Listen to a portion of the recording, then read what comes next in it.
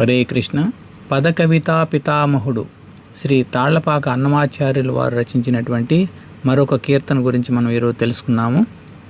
భావములోన బాహ్యమునందును గోవింద గోవిందాయని కొలువావో మనసా, భావములోన బాహ్యమునందును. మనకు అన్ని రకాల విషయాలకు మూల కారణం మనసే. కాబట్టి ఈ మనసును మనము రిక్వెస్ట్ చేసుకోవాలన్నమాట. మనసును చంపుకోకూడదు, లేదా మనసు మీద ఒత్తిడి తేకూడదు. మనసును రిక్వెస్ట్ చేసుకోవాలి, నచ్చ చెప్పుకోవాలి. ఏం నచ్చ చెప్పుకోవాలంట? ఓ మనసా, అంతరంగంలోనూ బాహ్యంగాను, అంటే లోపల బయట ఎప్పుడు కూడా ఏం చేయాలంట? గోవింద గోవింద గోవింద అని స్మరణ చేసుకుంటూ ఉండాలన్నమాట. అది మనకు ఎంతో తరింపజేస్తుంది అనమాట. మన ఆది శంకరాచార్యుల వారు కూడా ఏం చెప్తారు?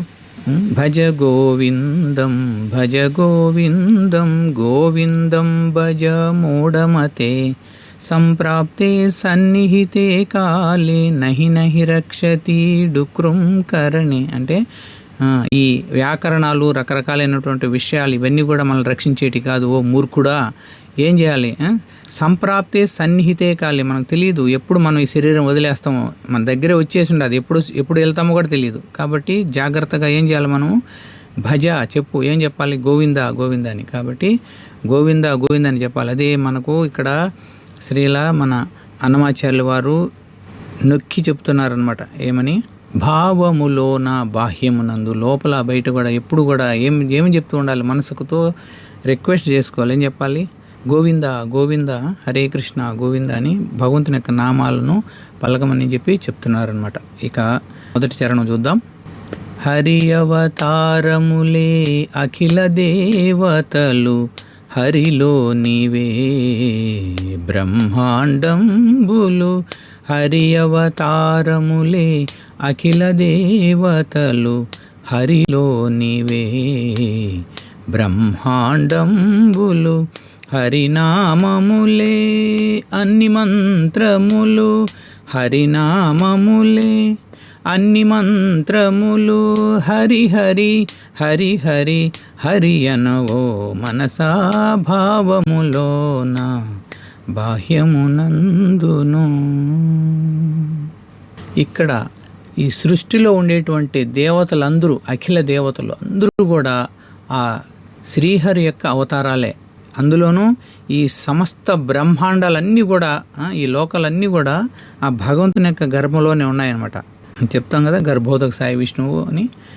కాబట్టి ఆ భగవంతుడు యొక్క గర్భంలోని ఈ లోకాలన్నీ కూడా ఉన్నాయి. మనం ఈ లోకంలో వింటున్నటువంటి అన్ని పవిత్ర మంత్రాలన్నీ కూడా ఏవి? శ్రీహరి యొక్క నామరూపాలే, భగవంతుని యొక్క నామరూపాలే అవన్నీ కూడా. ఓం కేశవాయన స్వాహ, నారాయణ స్వాహ, మాధవాయన స్వాహ, గోవిందాయన స్వాహ, విష్ణువే నమః, మధుసూదనాయన, త్రివిక్రమాయన నమః, వామనాయన, శ్రీధరాయన, శ్రీకేశాయన నమః, పద్మనాభాయన, దామోదరాయన నమః, ఇట్లా అన్నీ చెప్తూ ఉంటారు కదా. అంటే ఇవన్నీ కూడా ఎవరి? భగవంతుని యొక్క నామాలే ఇవన్నీ కూడా, అన్ని మంత్రాలు కూడా. కాబట్టి ఓ మనసా, హరినామాన్ని వదలకుండా ఎప్పుడు హరి హరి హరి అని ఆ నామాన్ని జపించు, గోవింద గోవింద గోవింద అని జపించు అని చెప్తున్నారన్నమాట. ఇక రెండవ చరణం చూద్దాం. విష్ణుని మహిమలే విహిత కర్మములు, విష్ణుని పొగడెడి వేదంబులు. విష్ణుడొక్కడే విశ్వాంతరాత్ముడు, విష్ణువు విష్ణువని వెతకవో మనసా, విష్ణువు విష్ణువని వెతకవో మనసా, భావములోన బాహ్యమునందును గోవింద గోవింద అని కొలువావో మనసా. మనము ఆచరించేటువంటి ఈ సత్కర్మలు, అన్ని మంచి కర్మలు, శాస్త్రాలు చెప్పిన విధంగా ఆచరించేటువంటి మన ధర్మాలు, ఇవన్నీ కూడా, అంటే సత్కర్మలు కానీ, మంచి ధర్మాలు కానీ, శాస్త్రోక్తంగా మనం చేసేటువంటి ఇవన్నీ కూడా విష్ణువు యొక్క మహిమలే. వేదాలన్నీ కూడా మనం చదివినప్పుడు అందులో మనం ఏమి తెలుసుకుంటాం? వాసుదేవ సర్వమితి అని తెలుసుకుంటాం. అంటే ఈ వేదాలన్నీ కూడా ఎవరిని పొగుడుతూ ఉన్నాయి? ఆ శ్రీ మహావిష్ణువుని పొగుడుతున్నాయన్నమాట. ఆ పవిత్రమైన వేదాలన్నీ కూడా శ్రీ మహావిష్ణువుని పొగుడుతున్నాయి. ఈ సమస్త విశ్వంలో అంతటా కూడా వ్యాపించి ఉన్నటువంటి అంతరాత్ముడు ఎవరు? ఆ శ్రీ మహావిష్ణువే, ఆ శ్రీకృష్ణుడే. కాబట్టి ఓ మనసా, ప్రతి చోట ఆ విష్ణువుకై వెతుకు, ఆయన కోసమే అన్వేషణ చెయ్యి. ఆయనే మనకు రక్షకుడు అనమాట. పరీక్షిత మహారాజును తన తల్లి గర్భంలో ఉండేటప్పుడు కాపాడినప్పుడు, ఉత్తర యొక్క గర్భంలో ఉన్నప్పుడు కృష్ణ భగవానుడు ఒక అంగుటి అంత రూపం ధరించి శంకుచక్ర గద పద్మాలతో ఆయన మీద వచ్చేటువంటి ఆ బ్రహ్మాస్త్రాన్ని ఆపేసినప్పుడు ఆయన ఫస్ట్లో చాలా ఖేదంగా ఉండేది. తర్వాత ఎప్పుడైతే భగవంతుడు అక్కడ ప్రత్యక్షమై ఆయన చుట్టూ తిరుగుతూ ఉన్నాడో ఆయన చల్లగా చాలా స్వాంతన పొందాడు. దాని నుంచి రక్షించబడినప్పుడు ఆయన దివ్యమంగళ స్వరూపాన్ని ప్రత్యక్షంగా చూశాడనమాట. అందుకే ఆయన ఎప్పుడైతే గర్భంలోంచి బయటకు వచ్చాడో ఎప్పుడు ఎతుకుతూ ఉండేవాడు అంట, ఎక్కడక్కడ శంకుచక్ర గద పద్మాలు ధరించినటువంటి అతను ఎక్కడ కనబడతాడు అనేసి. అందుకని పరీక్షగా ప్రతి ఒక్కరిని చూస్తున్నాడు కాబట్టి ఆయన పరీక్షితుడు అనేసి ఆయనకి పేరు వచ్చిందనమాట. యాక్చువల్గా ఆయన విష్ణురాతుడు. కాబట్టి ఆ విధంగా మనము ఎప్పుడు కూడా భగవంతుణ్ణి అన్ని చోట్ల వెతకాలన్నమాట, విష్ణు భగవానుని. హరే కృష్ణ. ఇక 3వ చరణం చూద్దాం. అచ్యుతుడితడే ఆదియోనంత్యము, అచ్యుతుడే అసురాంతకుడు, అచ్యుతుడితడే ఆదియోనంత్యము, అచ్యుతుడే అసురాంతకుడు, అచ్యుతుడు శ్రీ వెంకటాద్రి మీదానిదే, అచ్యుతుడు శ్రీ వెంకటాద్రి మీదానిదే, అచ్యుత శరణనవో మనసా, అచ్యుత శరణనవో మనసా, భావములోన బాహ్యమునందును గోవింద గోవిందయని కొలువావో మనసా. మనము కృష్ణ భగవానుని భగవాన్ అని ఎందుకంటామంటే ఆయనకు 6 రకాలైనటువంటి సంపూర్ణమైనటువంటి ఐశ్వర్యాలు ఉంటాయి. ఏంటి అవి? సంపూర్ణమైనటువంటి ఐశ్వర్యము, సంపూర్ణమైనటువంటి శక్తి, సంపూర్ణమైనటువంటి యశస్సు, సంపూర్ణమైనటువంటి సౌందర్యము, సంపూర్ణమైనటువంటి జ్ఞానము, సంపూర్ణమైనటువంటి వైరాగ్యం. ఈ 6 కూడా సంపూర్ణంగా ఉంటాయన్నమాట. ఈ ప్రపంచంలో ఇంకెవరు కూడా అన్ని సంపూర్ణంగా ఉండేవాళ్ళు ఉండరు, కేవలము కృష్ణ భగవానుడు మాత్రమే.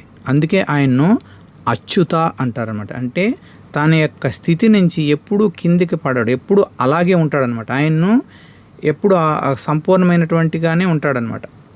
అంటే ఆయన ఎంత శక్తి ఉపయోగించిన ఆయనలో తరగదు, ఆయన ఎంత ఐశ్వర్యం ఇచ్చినా అందరికీ తరగదు, ఆయన యశస్సు ఎప్పటికీ అలాగే ఉంటుంది, ఆయన సౌందర్యం ఎప్పుడు అలాగే ఉంటుంది, ఆయన నుంచే జ్ఞానం అంతా వస్తూ ఉంది, ఆయన నుంచి వైరాగ్యం కూడా వస్తూ ఉంది. కాబట్టి సంపూర్ణంగా అన్నీ కలిగి ఉంటాడు. కాబట్టి ఆయన స్థితిలో నుంచి ఎప్పుడూ కిందికి దిగడు. కాబట్టి ఆయన అచ్యుత అంటారనమాట. అప్పుడు ఆ అచ్యుతుడే ఈ శ్రీ వెంకటేశ్వరుడు.